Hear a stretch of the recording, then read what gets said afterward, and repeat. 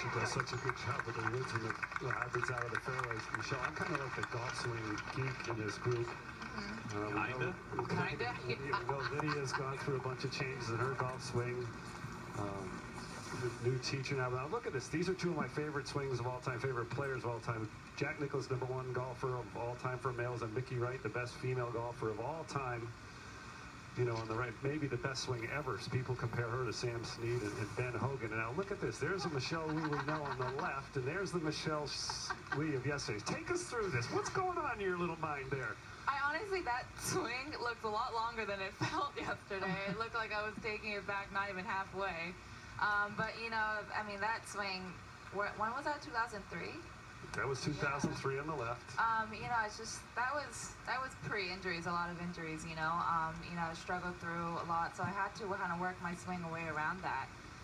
You know, it's just, I don't think really anyone had the same swing when they're 13 as when they're 27, I guess. But, you know, I liked that swing back then. I mean, if I had my way, I would definitely keep that swing. But, you know, I had a lot of injuries along the way, right. And I had to kind of work around it, unfortunately. I know it. I know. Well, that swing looked great, and you hit the ball well. You played it well. Keep it going. Ledbetter's watching too. He just sent me a text. So, yeah, Michelle, you've had a really great 2017. Look at the last 4 starts, all in the top 4 besides KPMG Women's, where you mentioned the neck injury. What's changed this year with your game? I mean, you've been consistent really throughout the whole season. Yeah, I mean, last year had to have been, you know, one of my worst seasons, maybe the worst season of my career. And, you know, I was just so down.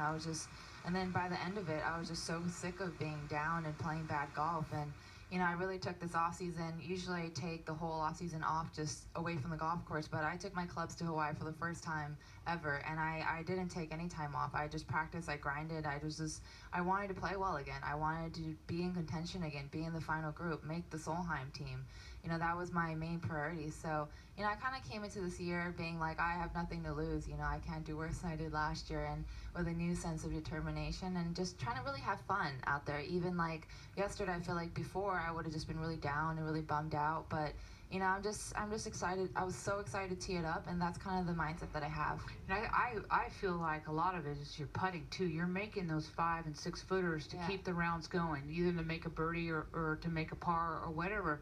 And when you do that, you shoot low scores. Yes, for sure. And you know, I'm happy to see that you're back out and you're playing well, because the LPGA, we need you, and it's great to have you back playing well. I echo that. I love that you're standing up right now when you putt instead of through the tabletop. That would hurt my back just watching. Here's Amy Yang over on